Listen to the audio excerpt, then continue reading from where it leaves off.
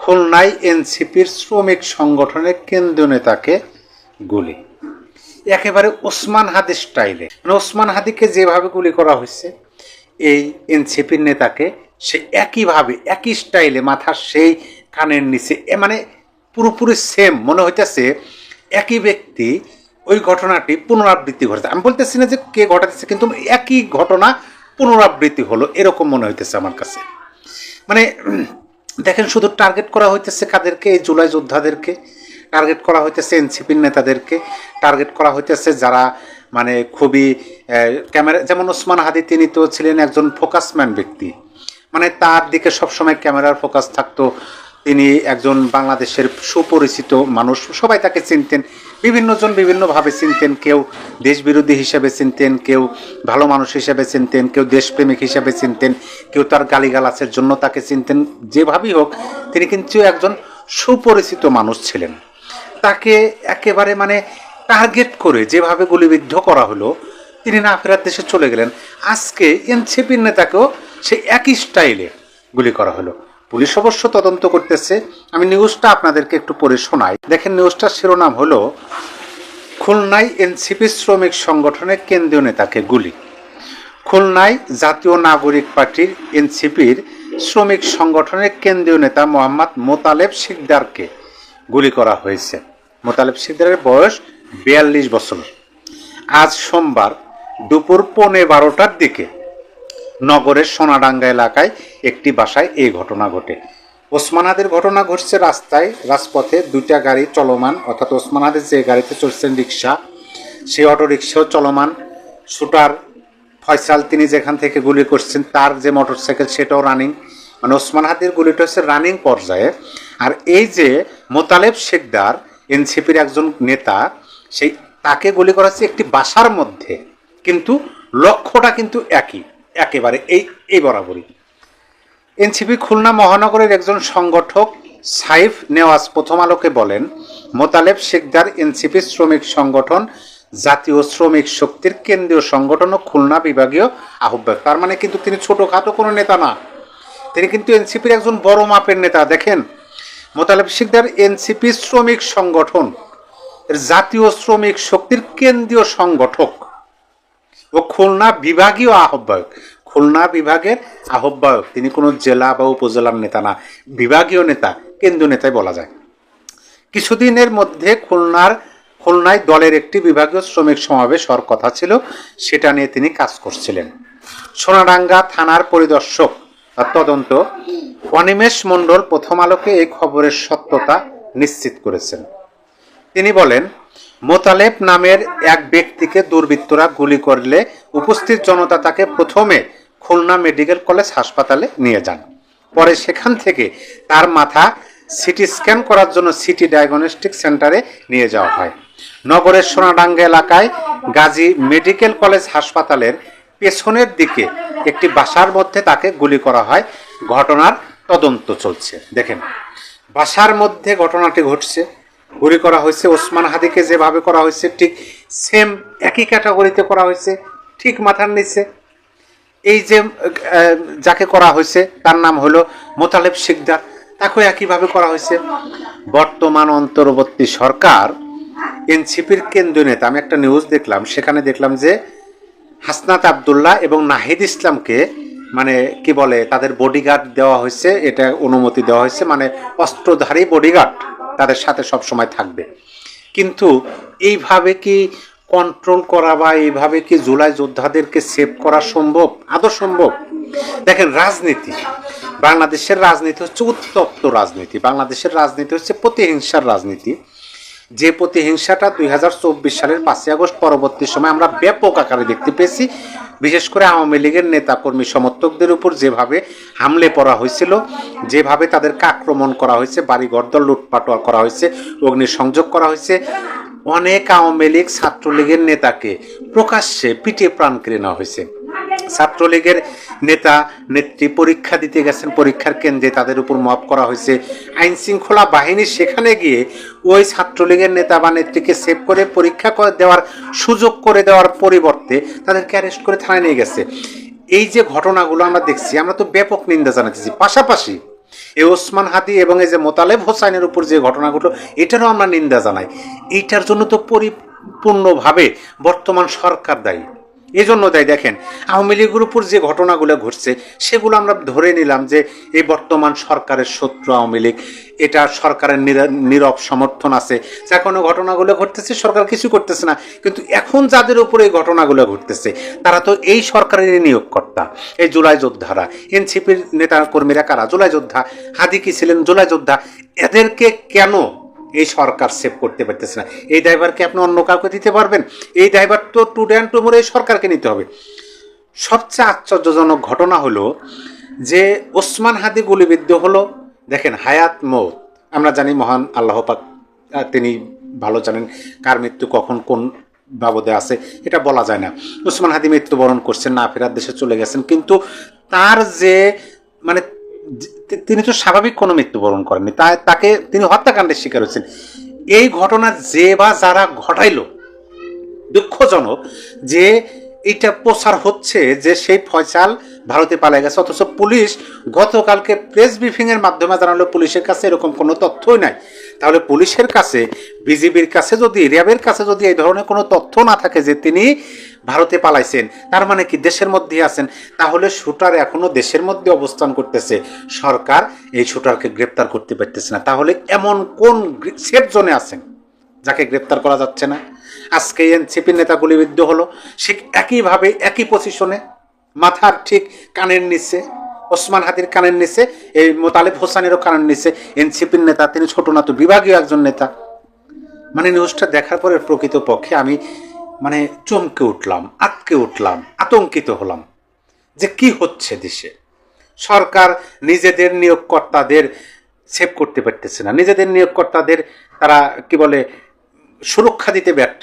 দেশের নাগরিককে কিভাবে সুরক্ষা দিবে?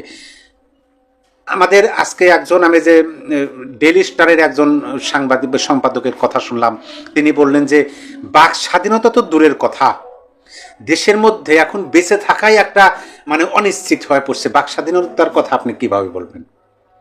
এখন তো সেটাই বাস্তবে দেখতেছি যে আপনি বাক স্বাধীনতায় ফাঁকে রাখেন, বেঁচে থাকাই তো মুশকিল হয়ে যেতেছে।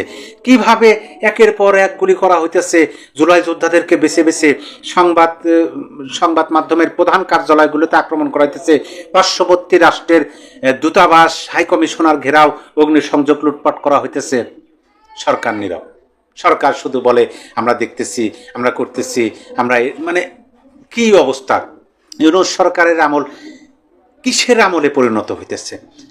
দর্শক, দেশ যে একটা তুমুল রক্তক্ষয়ী সংঘর্ষের দিকে এগোচ্ছে, এই কথা নিশ্চয়ই এখন আর ভুল বলে মনে করার কিছু নেই। আমরা আতঙ্কিত, শঙ্কিত। নতুন করে যে সংবাদটি শুনলাম তা বিষয়টিকে আরো স্পষ্ট করে তুলছে। আমরা শুনতে পেলাম যে দুর্বৃত্তের গুলিতে আহত হয়েছেন জাতীয় নাগরিক পার্টি এনসিপির খুলনা বিভাগীয় প্রধান এবং এনসিপির যে সহযোগী সংগঠন জাতীয় শ্রমিক শক্তি, তার কেন্দ্রীয় সংগঠক মোতালেব শিকদারকে মাথায় গুলি করে আহত করা হয়েছে। তিনি আশঙ্কাজনক অবস্থায় রয়েছেন। বেলা 11:15টার দিকে এই ঘটনা ঘটে। আমরা নিঃসন্দেহে তীব্র নিন্দা জানাই, প্রতিবাদ জানাই। কিন্তু প্রশ্ন হচ্ছে, এই যে নিন্দা জানাচ্ছি, এই যে প্রতিবাদ জানাচ্ছি, তাতে আসলে কি হচ্ছে? যারা বিশেষ ষড়যন্ত্রে লিপ্ত হয়ে উঠেছেন, তাতে কি এই নিন্দা, এই প্রতিবাদগুলো তাদের কর্ণকুহরে পৌঁছে কোনো ধরনের প্রতিক্রিয়া সৃষ্টি করতে পারছে না? তারা তাদের উদ্দেশ্যের দিকেই ধাবিত হচ্ছে। কদিন আগে ইনকিলাব মঞ্চের আহ্বায়ক শরীফ ওসমান হাদিকে গুলি করা হলো। তারপরের কি অবস্থাটা তো আমরা সবাই জানি। তাকে ভাগ্যের নির্মম পরিহাস বরণ করতে হলো। এবং এই ঘটনাকে কেন্দ্র করে যেদিন হাদিকে গুলি করা হলো, সেই দিনই বিএনপি এবং জামাত একে অপরকে দায়ী করে নানান ধরনের মন্তব্য করা শুরু করলো। আবার সরকারের পক্ষ থেকে বলা হলো, দাবি করা হলো যে এই ঘটনা ঘটিয়েছে আওয়ামী লীগের মাধ্যমে ঘটানো হয়েছে। এখন আমাদের সবার কাছে পরিষ্কার যে বিশেষ একটি শক্তি ঘোলা পানিতে মাছ শিকারের চেষ্টা করছে। উদ্দেশ্য কি? উদ্দেশ্য এর আগেও বলেছে, এখনো বলছি, উদ্দেশ্য 12 ফেব্রুয়ারি নির্বাচনে যে তফসিল ঘোষণা করা হয়েছে, সেই নির্বাচনকে প্রতিহত করা, সেই নির্বাচনকে প্রলম্বিত করা।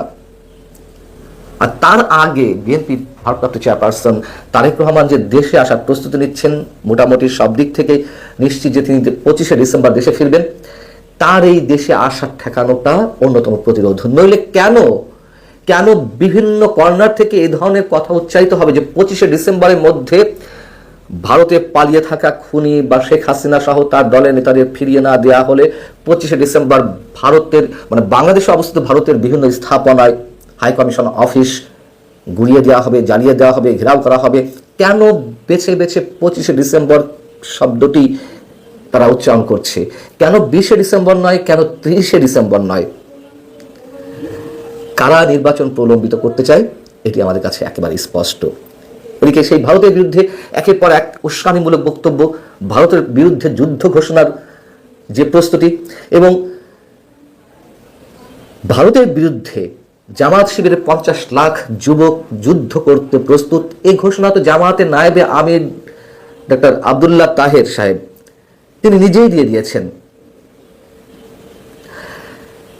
এইসব ঘটনাকে কেন্দ্র করে ভারত বাংলাদেশের মধ্যকার যে সম্পর্ক তা রীতিমতো এখন এই মুহূর্তে বিষিয়ে উঠেছে। বাংলাদেশে ভারতের বিভিন্ন হাই কমিশন অফিস ঘেরাও করা হয়েছে, আক্রমণ করার চেষ্টা করা হয়েছে। ভারতেও বাংলাদেশের দূতাবাস আক্রমণ করার চেষ্টা করা হয়েছে, সেখানে আমাদের হাই কমিশনারকে গুলি হত্যা করার হুমকি দেওয়া হয়েছে, যদিও ভারত সেটি অস্বীকার করেছে। আমাদের পররাষ্ট্র উপদেষ্টা মিস্টার তৌহিদ হোসেন তিনি বলেছেন যে কথা সত্য, যে সেখানে আমাদের হাই কমিশনারকে হত্যা করার হুমকি দেওয়া হয়েছে। সব মিলিয়ে কোন অবস্থার দিকে যাচ্ছি আমরা? এবং এই যখন প্রশ্ন আমাদের সবার সামনে, তার মধ্যে আবার পাকিস্তানের কোন কোন পত্রিকাতে গুজব ছড়ানো হচ্ছে যে বাংলাদেশে ভারতের সীমান্তে আমাদের যুদ্ধাস্ত্রগুলো সেখানে মজুত করা হচ্ছে। টাইমস অফ ইসলামাবাদ তারা বলছে ভারতের সাথে চলমান সীমান্ত উত্তেজনার মধ্যে তুরস্কের তৈরি টিআরজি 300 এবং টিআরজি 230 গাইডেড রকেট সিস্টেম দিয়ে বাংলাদেশ তার আর্টিলারি সক্ষমতা জোরদার করছে। ফোর্সেস গোল 2030 আধুনিকীকরণ পরিকল্পনার অধীনে অর্জিত এই নির্ভুল অস্ত্রগুলি প্রতিবেশী হুমকির বিরুদ্ধে সম্ভাব্য প্রতিরক্ষামূলক অভিযানের জন্য বর্ধিত পরিসর এবং নির্ভুলতা প্রদান করে। এদিকে শোনা যাচ্ছে বিপ্লবী সরকার গঠন হয়েই যাচ্ছে, এমনটা শোনা যাচ্ছে, এবং বিপ্লবী সরকারের দাবিও তোলা হয়েছে। এবং এই দাবি শুরু থেকেই তো যারা জুলাই অভ্যুত্থান ঘটালেন তাদের মুখ থেকে আমরা শুনতে পারছি বিপ্লবী সরকারের রাষ্ট্রপতি কে হবেন, প্রধানমন্ত্রী কে হবেন, সেগুলো নাকি সব ঠিকঠাক। এ কথা তো সত্য যে 5 আগস্টের পর থেকে মৌলবাদী সাম্প্রদায়িক শক্তির একটা উত্থানের চেষ্টা আমরা দেখতে পাচ্ছি। এই বাংলাদেশের ভূমি তাদের জন্য একটা উর্বর স্থানে পরিণত হয়েছে। মুক্তিযোদ্ধাদের বা মুক্তিযুদ্ধের সপক্ষের শক্তিকে টার্গেট করা হয়েছে।